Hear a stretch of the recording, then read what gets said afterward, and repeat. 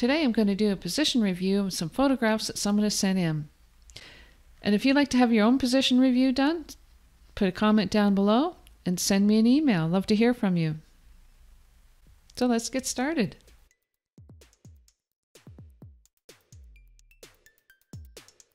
If it's your first time here, hey, thanks for coming. Remember to subscribe and hit the bell icon so you don't miss anything.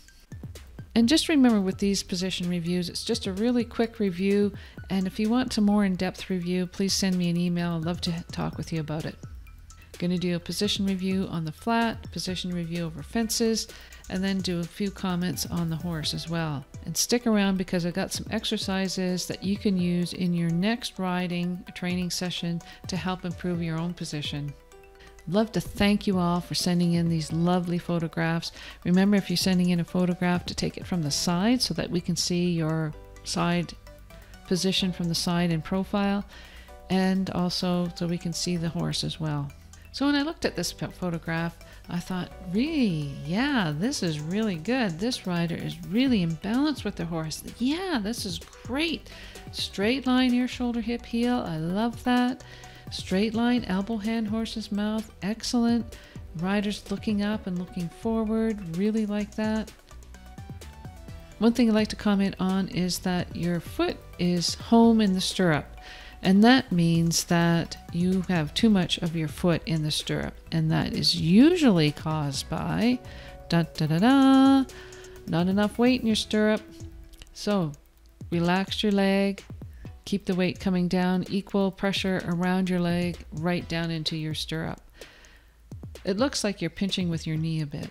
And this causes you to grip up with your leg and the weight doesn't come down into your stirrup. And when your weight doesn't come down into your stirrup, the stirrup swings back onto the heel of your boot, making it go home in the stirrup. So it's kind of like a domino effect. You don't have your heels down. You grip up with your knees, doesn't allow the weight to come down into your knees. Gripping with your knees makes your legs come up. You're gripping up with your legs rather than letting the weight come down and around the horse. Think of having equal pressure around your entire leg and the weight coming down into your heel. So put your stirrup back onto the ball of your foot, relax your knees, and let the weight come down and around the horse's side, down into your ankles and into your heels. You've got a nice straight line, elbow, hand, horse's mouth. I really like that. I would like to improve your hand position by bending your elbows more, and that will make your shoulders relax down and back because your shoulders are kind of hunched forward. Keep your shoulders down and back with your elbows in at your waist. So there's almost a 90-degree angle at your elbow. Right now your elbows are open, and that means that the energy is coming from your shoulders right into the horse's mouth. Keeping your elbows bent helps keep your hands independent from the rest of your body. So keep your elbows bent so that you can have a nice relaxed arm and relaxed hand. It's kind of hard to see what you're doing with your hands, but I'm just going to say, great hand position. Thumbs up, knuckles to the outside. Very soft hand. Love it. Really like the way you're looking up and looking forward, just in case a rabbit would jump out at you and you could steer around it, or maybe something else. Okay, let's move on to jumping. Jumping, jumping. Everybody likes jumping. Jumping, everybody likes jumping, jumping, jumping, everybody likes jumping. So the first thing that screams out at me is, why are you standing in your stirrups? So it looks like you're standing up in your stirrups with your seat over the pommel of the saddle. And this is not very good, it's not very safe, it's not very balanced. And what that does is puts all the weight on the horse's shoulders, just as when they are trying to lift up their front end and get over the jump. Keep your seat over the seat of the saddle.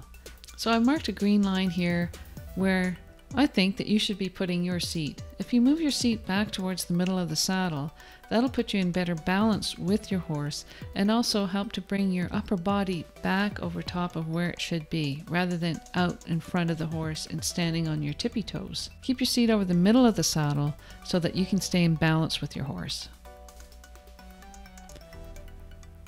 Really like that you're looking up. That is so huge. A lot of people get into the jumps and then they just look down at the jump, admiring, wee, look at, I'm jumping.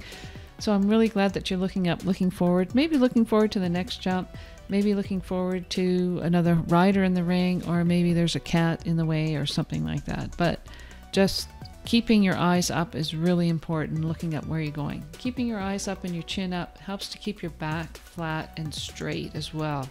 When you look down, or if you drop your head down, that makes your back rounded. But you've got a nice flat back, and that's partially because you're looking up and where you're going. I like the way your back is flat. It's kind of difficult to see what your hands are doing, so I'm going to say, yay, you've got great hands. It's hard to see what you're doing with your hands because it's in the shadow of your body. You've got dark gloves on. Good job wearing gloves. But it's just in the shadows, I can't see. But I'm going to say your hands are doing really well because it looks like they're really soft and following with the horse as well. You're not interfering with the horse, and that's really important. So good job with that. So here's some exercises I promised that I was going to tell you about. I got 3 exercises for you to help with your position over fences. Number 1, riding in your 2-point. Riding in your 2-point over trot rails. One of the most important exercises is to ride in 2-point position at walk, at trot, and at canter. This helps to establish a secure leg on the horse and helps with your balance in your position.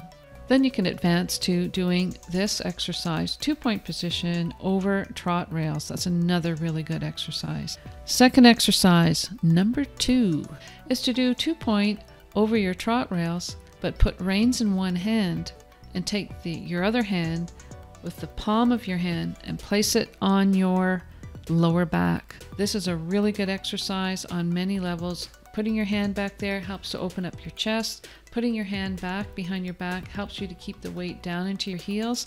And putting your hand on your back helps you to feel how your back is moving with the horse. And then the third exercise is same exercise. Put your reins in one hand, take your hand, put on your lower back, and do a small cross rail. These are 3 really good exercises that you can do in your next training session to help improve your balance over top of your leg. If you don't have the balance or the confidence to do this exercise over a little jump or with one rein, then just stay with doing it in 2-point with your reins and balance on your horse. Just on your 2-point over top of rails would be excellent. So now I'm just going to give a little comment on the horse. So on the flat, I'd really like to see this horse moving more forward. It could be just the way and the timing of the photograph, but it looks like he's kind of behind your leg and not moving forward. I'd like to see his hindquarters, his hind legs coming up underneath him and stepping up underneath you and his body a little bit. It kind of looks like he's going downhill. Maybe he's built that way, but it just kind of looks like he needs a little bit more oomph to get him going more forward. So keep your legs on and ride him a little bit more forward. A couple of pet peeves. Number 1, these rein stops. Those rein stops are for riders who ride with a running martingale. If you don't have a running martingale on your horse, then maybe get a different set of reins or just take those rein stops off. It looks like you have a standing martingale on, so there's no need for you to have the rein stops on the horse. It just kind of distracts your eye from an overall even picture of what's happening with your horse, because it just follows up and then there's these rein stops and you just kind of think, wait a minute, is she riding with a running martingale? What's happening? At least that's what happens to me anyway. Your noseband looks a little loose, so tighten that up 1 or 2 holes. I did notice that you have a nose net on, and maybe that's why you have the noseband loose, but it just looks a little sloppy that it's so loose. So tighten it up 1 or 2 holes. So over fences. Over fences, over fences, over fences. I like the way this horse is jumping. He's got his knees up, and he's a little loose below his knees. That means his hooves are dangling a bit, but it's really hard for him, I think, to be motivated over this jump to put his knees up. The other thing I noticed is that he's really standing off from the base of this jump. Usually when a horse jumps, they take off the height of the jump away from the jump. And it looks like he's ready to jump a 3-foot jump and not the 2-foot jump that's here. I noticed in this picture that you have a drop attachment on your horse. When you put a drop attachment on the horse, just make sure it is fitted properly and not too low on the horse's nostril. One other thing I noticed is that there are jump cups above the rail that you're jumping.